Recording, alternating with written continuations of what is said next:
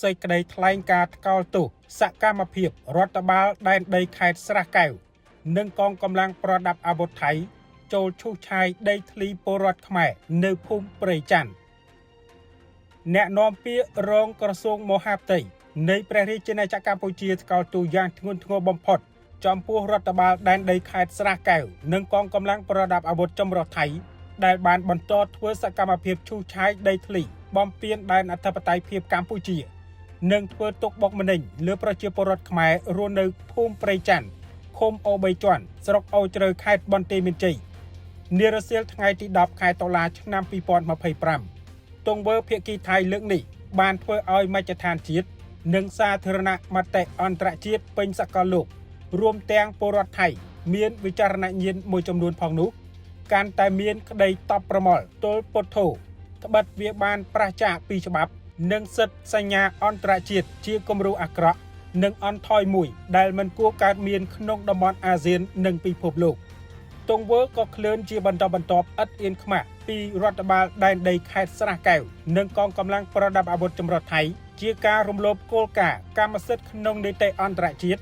ដែលច្បាប់តម្រូវឲ្យរកឃើញជាមុនសិនថាជារបស់អ្នកណា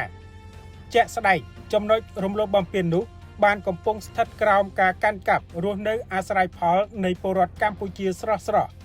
តជំនាន់តាំងពីកើតសន្ធិសញ្ញាបារាំងសៀមឆ្នាំ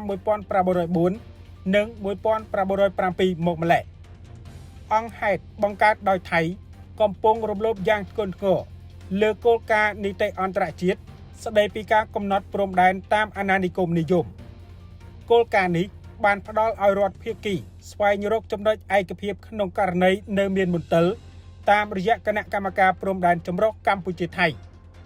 តែផ្ទុយទៅវិញថៃមិនធ្វើយល់និងមិនអនុវត្តតាមគោលការណ៍នីតិអន្តរជាតិនោះទេគឺបង្កើតកំហុសម្ដងហើយម្ដងទៀតតាមរូបភាពមនុស្សព្រៃអនុវត្តច្បាប់ព្រៃយកច្បាប់អាញាសឹករបស់ថៃមកអនុវត្តលើដែនអធិបតេយ្យរបស់កម្ពុជាយោងតាមលក្ខន្តិកៈទីក្រុងរ៉ូមនៃតុលាការព្រហ្មទណ្ឌអន្តរជាតិសកម្មភាពថៃបានចូលក្នុងធាតុផ្សំនៃឧក្រិដ្ឋកម្មប្រឆាំងមនុស្សជាតិជាអាតការធ្វើទុកបុកម្នេញការរុញច្រានបណ្ដេញចេញដោយបង្ខំដែលជាផ្នែកមួយនៃការវាយប្រហារជាប្រព័ន្ធទៅលើប្រជាជនស៊ីវិលជាងនេះទៅទៀតការដាក់អសានបាតការគំរាមចាប់ខ្លួនការរារាំងមិនឲ្យអាស្រ័យផលលើដីធ្លីការហូមព័ទ្ធយកផ្ទះសម្បែងកន្លងមកបូកទាំងការប្រើគ្រឿងចាក់ឈូសឆាយតាមវិធីសាស្ត្រយកច្បាប់អាញាសឹកថៃអនុវត្តលើអធិបតេយ្យកម្ពុជាទោះក្រោមហេតុផលណាក៏ដោយគឺសុទ្ធតែជាអំពើឧក្រិដ្ឋកម្មប្រឆាំងមនុស្សជាតិមិនត្រឹមតែប៉ុណ្ណោះសកម្មភាពទាំងនេះជាការបំពានទាំងស្រុងលើសមត្ថកិច្ចគណៈកម្មការចម្រុះខណ្ឌសីមានិងបង្គោលព្រំដែនគោកកម្ពុជាថៃលើពិភពលោកនេះការវាទីម្នាក់ឯងរួចកំណត់ថាជាខ្សែបន្ទាត់ព្រំដែនស្របច្បាប់គឺមិនអាចទទួលយកបានឡើយដែលនេះគឺជាឧក្រិដ្ឋកម្មឈ្លានពានយ៉ាងពិតប្រាកដជាថ្មីម្ដងទៀតក្រសួងមហាផ្ទៃថៃរដ្ឋបាលដែនដីខេត្តស្រះកែវនិងកងកម្លាំងប្រដាប់អាវុធចម្រុះថៃត្រូវបញ្ឈប់ជាបន្ទាន់រាល់សកម្មភាពដោយដែលមជ្ឈដ្ឋានជាតិនិងសាធារណមតិអន្តរជាតិបានឃើញយ៉ាងច្បាស់ក្រឡែតជាបន្តបន្ទាប់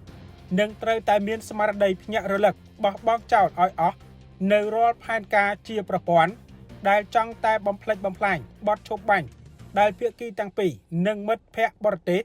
បានចូលរួមបង្កើតឡើងយ៉ាងលំបាកបាញ់ឈប់ទៅមហិច្ឆតាឈ្លានពានទឹកដីប្រទេសជិតខាងរួមទាំងការធ្វើទុកបុកម្នេញលើពលរដ្ឋខ្មែររស់នៅតាមតំបន់ព្រំដែនបាញ់ឈប់ទៅភាពច្រំដែលនៃការព្យាយាមបង្វែរសាធារណមតិផ្ទៃក្នុងនិងអន្តរជាតិចេញពីការកត់សម្គាល់លើភាពច្របូកច្របល់និងបែកបាក់របស់ខ្លួនតាមរយៈការបង្កចំនួនជាមួយប្រទេសជាប់ភូមិផងសូមអំពាវនាវសហគមន៍អន្តរជាតិមិត្តក្នុងអាស៊ាននិងភាគីពាក់ព័ន្ធទាំងអស់បន្តយកចិត្តទុកដាក់និងចូលរួមគាំទ្រការអនុវត្តច្បាប់អន្តរជាតិ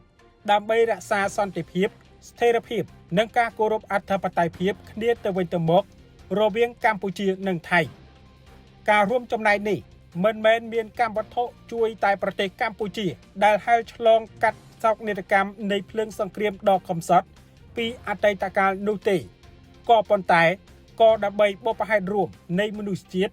គឺការចង់បាននិងថែរក្សាសន្តិភាពស្ថិរភាពទាំងក្នុងតំបន់ក៏ដូចជាពិភពលោកទាំងមូលស្របតាមគោលការណ៍សន្តិភាពពិភពលោកថ្ងៃសុក្រ300ខែអាសត់ឆ្នាំម្សាញ់សប្តាហ៍ស័កពុទ្ធសករាជ2569រាជធានីភ្នំពេញថ្ងៃទី10ខែតុលាឆ្នាំ2025អ្នកនាំពាក្យរងក្រសួងមហាផ្ទៃ